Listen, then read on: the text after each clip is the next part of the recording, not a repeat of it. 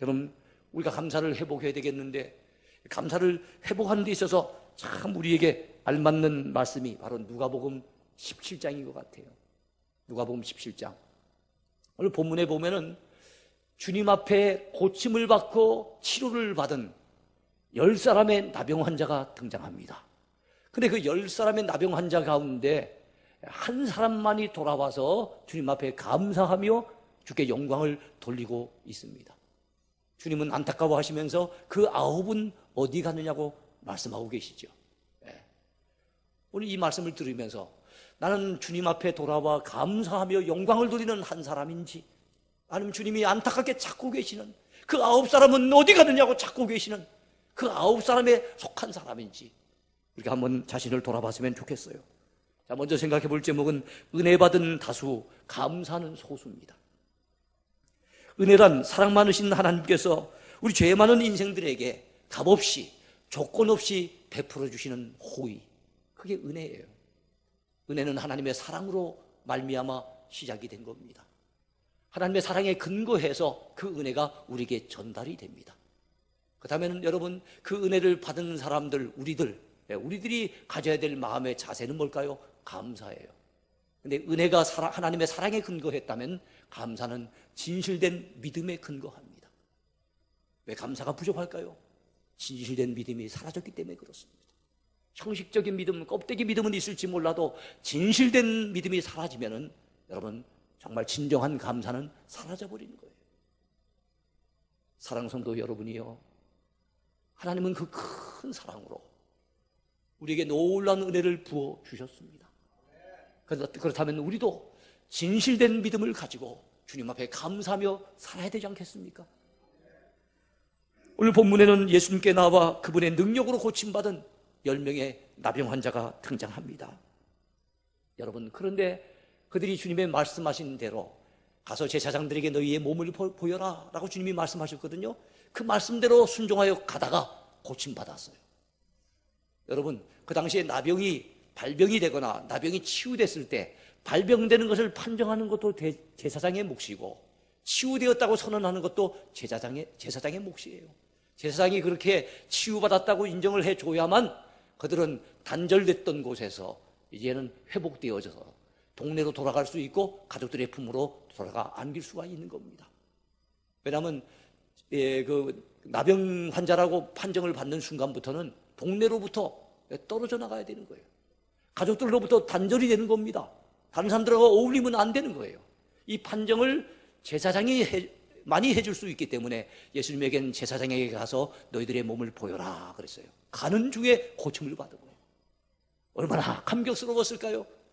여러분, 오랜 세월 이 나병이라고 하는 정말 지긋지긋하고 너무나도 비참한 이런 질병을 알아왔던 그분들이 고침을 받았을 때 이 그 감격은 대단했을 겁니다. 근데 여러분, 고침 받았는데 돌아와서 주님 앞에 무릎을 꿇고 감사로 영광을 돌리는 사람은 단 한 사람밖에 없었어요. 여러분, 하나님께서 선인과 악인에게 골고루 비를 내려주십니다. 의로운 사람과 불의한 자에게 골고루 햇빛을 비춰주세요. 그럼에도 불구하고 그것이 하나님의 은혜인 줄 알고 감사할 줄 아는 사람은 상위 10%밖에는 안 될 것이라고 하는 겁니다. 달리 말하면 은혜는 다수가 받지만 감사하는 사람은 소수라고 하는 것입니다. 여러분, 똑같은 은혜를 받았는데도 감사할 줄 아는 사람 많지가 않아요. 우리는 똑같이 하나님께 창조된 피조물로서 하나님의 은혜로 살아가는 사람들입니다. 우리는 똑같이 예수님 덕분에 죄 사함 받고 그분 덕분에 구원받은 인생들입니다. 우리는 똑같이 예수님의 말씀을 주일날이 되어지면 같이 듣고 같이 배우고 있는 사람들이에요. 누구는 말씀을 듣고 누구는 안 듣는 사람이 아닙니다. 같이 예배에 왔으면 같이 말씀 듣고 같이 말씀을 배우는 겁니다. 우리는 똑같이 하나님의 자녀가 되어 그분의 은혜를 누리며 오늘도 살고 있습니다. 우리는 같은 하늘 아래, 같은 땅 위에서 같은 시대를 살고 있는 사람들이에요. 그런데 이상하지요? 어떤 이는 하나님께 감사하고 어떤 이는 자기 자신의 힘으로 사는 것인 양 착각합니다. 어떤 이는 기뻐하며 감사하고 어떤 이는 여전히 불평하며 원망하며 세월을 보내고 있습니다. 어떤 이는 돌아와 감사하며 어떤 이는 망각하며 떠나갑니다. 어떤 이는 말씀을 들을 때 아멘, 아멘 감격스러워하며 믿음으로 화합하지만 어떤 분들은 그 말씀을 들어도 마음으로 거부합니다. 어떤 이는 주님을 많이 사랑하지만 어떤 이는 주님을 적게 사랑합니다. 어떤 이는 맡은 직분에 감격하며 충성하지만 어떤 이는 그것을 거추장스러운 것으로 여기고 대단히 부담스럽게 여기는 사람들이 있습니다. 우리는 또 어떤 사람일까요? 똑같은 은혜를 받고 살아가는데 우리는 어떤 사람에 속할까요? 우리는 감사하는 소수가 돼야 될 줄로 믿습니다. 여러분, 오늘 본문에 하나님께 영광을 돌리며 돌아왔다고 하고 주님 앞에 무릎을 꿇고 감사하는 모습을 통해서 아하, 영광을 돌리는 것과 감사하는 것은 서로 이렇게 일치가 되는 것, 일맥상통한 것이구나, 서로 관련이 깊은 것이구나 하는 것을 알 수가 있어요. 즉 감사하며 사는 사람은 하나님 앞에 영광을 돌리고 있는 겁니다. 감사를 잃어버린 사람은 자기가 잘된 것은 다 자기 공로로 잘된 것인 그냥 착각하고 사는 사람이기 때문에 그 영광을 가로채버리는 거예요. 우리가 감사하며 살아야 됩니다. 감사를 찬송으로도 표현하고 감사를 말로도 표현하고 감사를 온몸, 때로는 물질, 내 가진 재능을 가지고 또 시간을 바쳐서도 여러분 주님을 위해서 감사의 표현을 해야 될 줄로 믿습니다.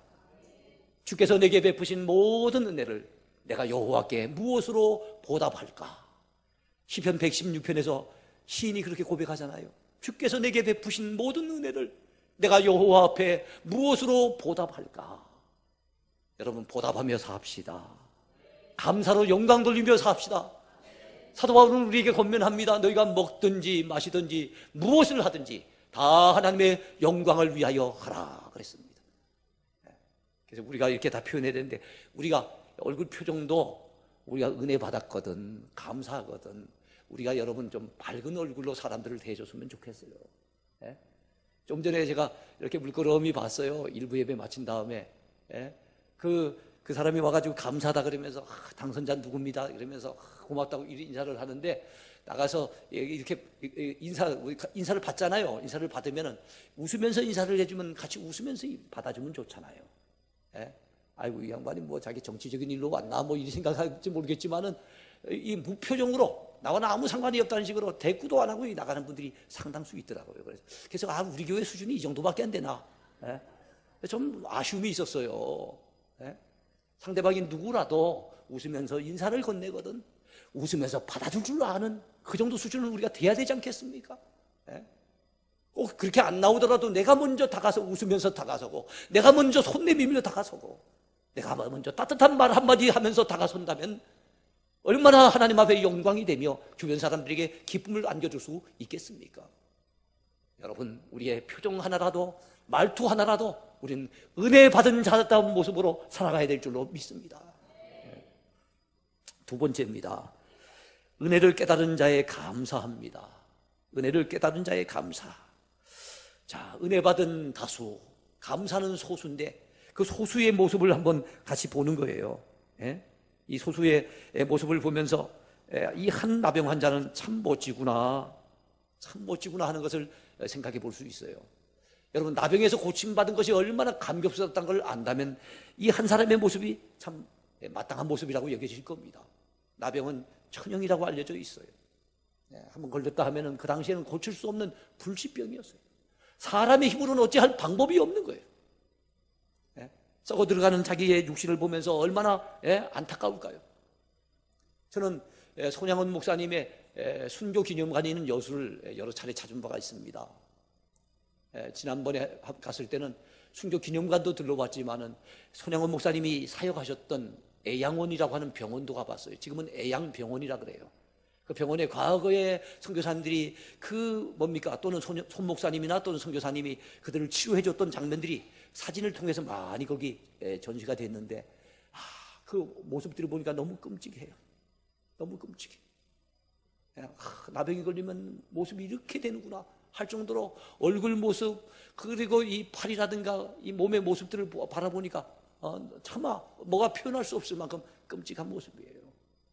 여러분 그런 끔찍한 모습의 이 나병 환자가 이 고침을 받았다는 것은 제가 그 썩어 들어가는 육신 때문에 얼마나 그동안 고통스러웠겠어요. 사람들로부터 여러분 단절이 돼야 되잖아요. 가족들로부터도 헤어져야 되잖아요. 따로 갖다 격리돼서 수용을 받아야 되니까 얼마나 힘들었겠습니까? 육체적으로 고통스럽고 정신적으로 너무 힘들지 않았겠습니까? 그런 가운데 있었던 나병 환자가 고침을 받았다는 것은 이건 엄청난 은혜입니다. 은혜 중에 은혜입니다. 그 은혜를 누가 베풀어 주셨어요? 주님이 베풀어 주신 은혜예요. 주님의 능력으로 고쳐주신 겁니다. 그렇다면 그 감격, 그 기쁨을 갖다 맛봤을 때 당연히 자기를 고쳐주신 주님이 생각이 나야만 마땅하지요. 아무리 가족한테 가고 싶고 아무리 딴 데 가고 싶더라도 주님한테 먼저 가서 감사하고 먼저 영광을 돌리고 가도 되지 않겠습니까? 근데 9사람은 주님을 등지고 다 떠나버린 거예요. 근데 한 사람만이 돌아온 겁니다. 감사하며 주께 큰 영광을 돌린 겁니다. 근데 한번 생각해 보세요. 나병만 끔찍한 일입니까? 나병이 육신이 썩어 들어가는 병이라고 한다면 죄병, 우리 인간의 죄는요 영혼이 썩어 들어가는 병입니다. 나병이 이 땅에서만 고통받는 병이라고 한다면 여러분 우리의 죄의 병은 영원하게 여러분 멸망이 오고 하나님의 무서운 심판이 있는 병이 죄라고 하는 병입니다. 이 죄병 고침받는다는 것은 엄청난 은혜예요. 근데 문제는 이 죄병은 나병 환자가 스스로 고칠 수 없는 것처럼 이 죄라고 하는 병은 우리 인간 스스로의 힘으로는 고칠 방법이 없어요. 해결책이 없는 겁니다. 나병을 고친 것도 주님이시잖아요. 주님의 은혜로 고침받았지요. 마찬가지로 우리의 죄병도 고쳐주실 분은 주님밖에 없습니다. 주님은 그 십자가를 짊어지시고 그 크신 은혜를 통해서 우리를 고쳐주셨어요. 치료해 주셨습니다. 깨끗하게 해주셨습니다. 얼마나 큰 은혜인지 몰라요. 나 같은 죄인 살리신 주 은혜에 놀라와 잃었던 생명 찾았고 광명을 얻었네. 우리 이렇게 찬송을 부르지 않습니까? 네? 감사의 겨운 나날들입니다. 요즘 제가 자주 참 좋아해서 부르는 찬양 가운데 하나가 은혜 아니면 살아갈 수가 없네. 호흡마저도 다 주의 것이니 세상 위로와 소망 내게 없어도 예수 오직 예수뿐이네. 그렇습니다. 오직 예수뿐이네. 우리가 구원받는 거 오직 주님의 은혜입니다. 우리가 지금도 이렇게 넉넉하게 살아가고 있는 것 오직 주의 은혜인 줄로 믿으시기 바랍니다. 우리 교회를 향하신 주님의 은혜, 우리 가정에 베푸신 주님의 은혜, 우리 개인적으로 부어주신 주님의 놀라운 은혜, 우리 잊어버려서는 안 되는 줄로 믿습니다. 감사하며 살아야 됩니다. 은혜 받았기에 마땅히 감사하며 살아야 될 줄로 믿습니다. 지금 러시아에서는 월드컵 경기가 한창입니다. 그렇죠? 굉장히 열기가 뜨거운 가운데 있는데 아쉽게도 오늘 새벽에 우리나라는 멕시코한테 2대1로 졌다 그러더라고요. 우리 남자 집사님들 가운데는 새벽에 경기 보느라고 지금 혹시 약간 졸리는 분도 있을지는 모르겠어요. 그래도 우리나라 축구 역사 속에 그 자랑스러운 한 페이지는 2002년도에 우리나라에서 있었던 월드컵이었던 것 같아요. 물론 홈그라운드에 이점도 있었을 것이고 우리 또 국내에서 열린 경기니까 더 많은 관심을 쏟았겠지요. 더 많은 또 준비를 했겠지요. 근데 어쨌든 우리나라 축구의 변방나라라고 할 수 있는 우리나라가 4강까지 들었다는 것은 대단한 역사였어요.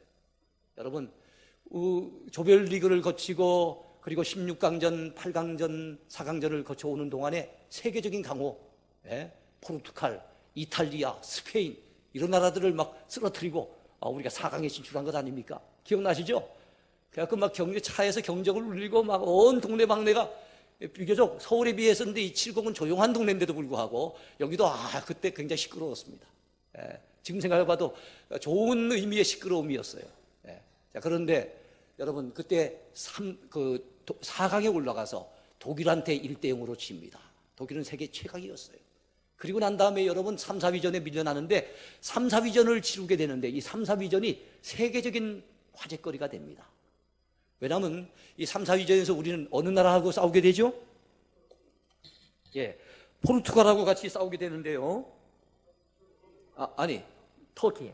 맞아요. 제가 이 선수권을 찾다 보니 깜빡했어요. 터키하고 싸우게 되는데요.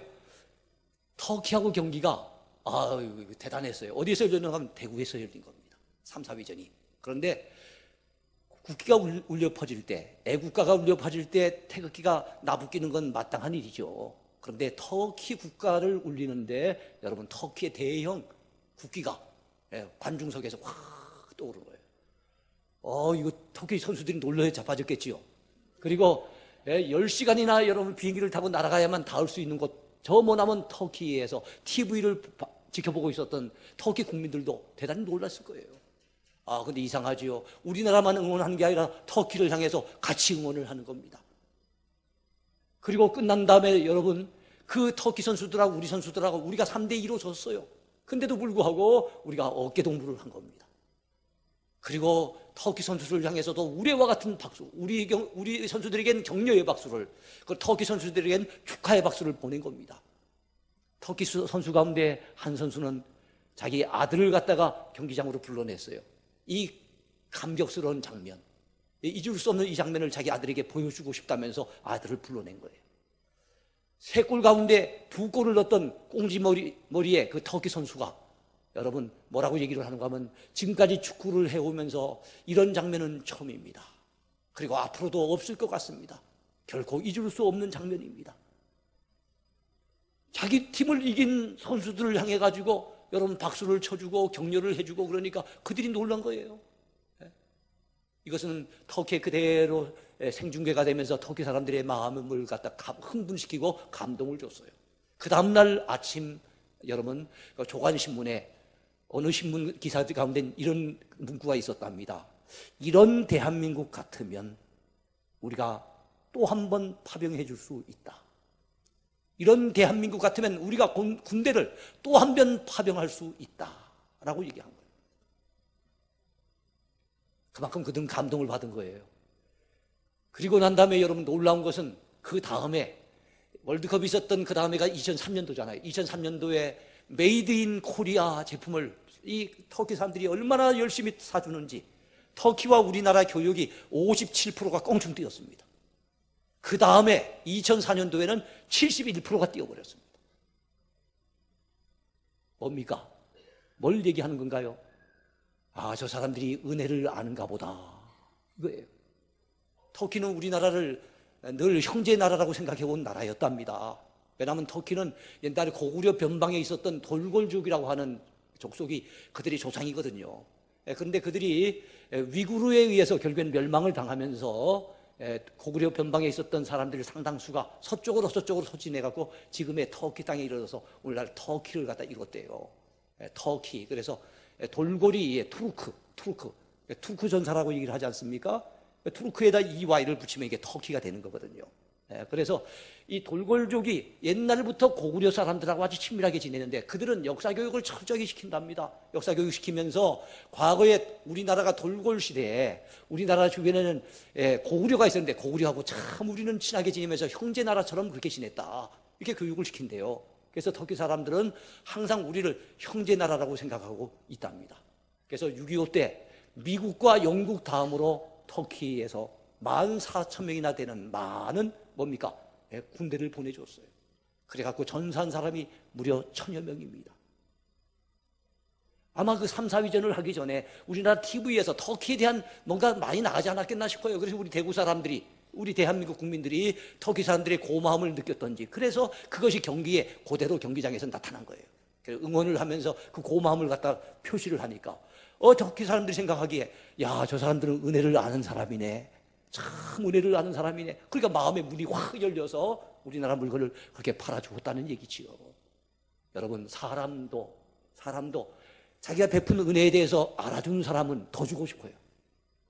근데 내 딴엔 잘해줬는데 늘 보면 불만이 많고 뒤에서 뒷담화하면서 뭔가 이게 좋지 못한 얘기가 들려오고, 생전 가도 커피 한 잔 안 사고, 이런 사람 보면요, 사실은 이 사람인지라 살짝 미워지는 마음도 든다니까요. 절대로 저 사람이 이제 다음엔 잘해주지 말아야지, 이런 생각을 결심을 하고 또 하게 된다니까요. 사람도 그래요, 사람도. 근데 여러분, 하나님이 베풀어 주신 은혜를 기억하는 사람 얼마나 기뻐하시겠습니까? 하나님의 마음의 문이 열리지 않으시겠습니까? 더 큰 은혜를 부어주시지 않겠습니까? 감사라고 하는 문으로 들어가면 우리는 행복의 집 안으로 들어갈 수가 있어요. 감사의 문을 열면 행복의 집으로 들어간다니까요. 감사의 문을 열면 축복의 집으로 들어가는 거예요. 하나님이 우리에게 이미 베푸신 은혜가 많지만 그 은혜에 감사하며 살 줄 아는 자에게는 하나님이 더 큰 은혜를 베풀어 주실 줄로 믿습니다. 이제 말씀을 맺겠습니다. 사도 바울이 우리에게 전해준 메시지 가운데 이는 그리스도 예수 안에서 너희를 향하신 하나님의 뜻이라고 하면서 대단히 강조했던 말씀이 있습니다. 그게 뭡니까? 항상 기뻐하라, 쉬지 말고 기도하라, 범사에 감사하라.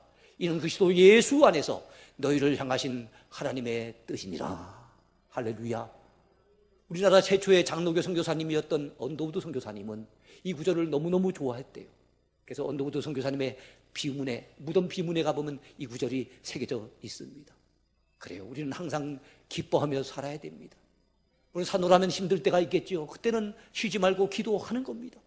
그리고 범사에 감사하며 사는 저와 여러분이 돼야 될 줄로 믿습니다. 범사가 뭡니까? 범사. 호랑이 관련된 일이 범사입니까? 그건 아니잖아요. 범사는 보통 뭐라 그러죠? 범사는 모든 일, 이런 뜻이잖아요. 모든 일. 그래서 모든 일에 감사하라는 거예요. 크고 작은 일, 모든 일에 감사하라. 근데 범사라고 하는 것이 두 번째 또 의미가 있어요. 그게 뭔가 하면은 일반적인 일, 평범한 일, 사소한 일, 이런 뜻이 또 범사가 있어요. 그래서 주님이 범사에 감사라라고 지금 우리에게 말씀하시는 것은 일반적인 일에, 사소한 일에도, 보통 그냥 평범한 일에도 감사하면서 살아가라는 거예요. 근데 우리의 삶을 돌아봤을 때 우리가 감사를 안 한 건 아닌데 대체적으로 특별한 일이 있을 때만 감사하려고 하는 잘못된 감사 습관이 우리에게 있다는 거예요. 여러분, 특별할 때만 감사할 것 같으면 우리 일평생 몇 번 감사할까요? 진짜 몇 번 감사할 게 없잖아요. 우리는 평범한 일에도 감사해야 될 줄로 믿습니다. 어제 죽은 사람에게는 오늘이 그토록 사모하던 내일이었어요. 그렇게 그토록 갈망하던, 그토록 살고 싶었던 내일이었어요. 그런데 우리는 아무 느낌 없이 오늘을 그냥 평범하게 살고 있는 거지요. 만약에 어제 죽은 사람이 이처럼 이 하루를, 그 다음 날을 그렇게 갈구했다는 것을 우리가 깊이 생각한다면 우리는 오늘 하루를 평범하게 살지 않을 겁니다. 특별한 날로 여기면서 감사하며 살지 않겠습니까? 병원에서 여러분 아이가 10여 년 동안 투병 생활을 하면서 고통받고 있는 엄마한테 물어보세요. 지금 소원이 무엇입니까? 그러면 다른 소원은 없어요. 우리 아이가 건강하게 회복돼서 태어나기만을 소원합니다. 그러지 않겠습니까? 그렇다면 건강한 모습으로 오늘 주님 앞에 나와서 예배드리고 있는 우리들, 별탈 없이 공부는 잘 못해도 별탈 없이 잘하고 있는 우리 아이들 바라볼 때 우리 감사할 제목이 넘치잖아요. 그렇지 않습니까? 그래서 우리의 삶이 평소에 평범한 일에도 늘 감사하는 삶, 주님을 향해 내게 은혜 베푸신 그 주님을 향해 감사가 넘치는 삶을 살아드리는 저와 여러분 모두가 되기를 축원해 드립니다.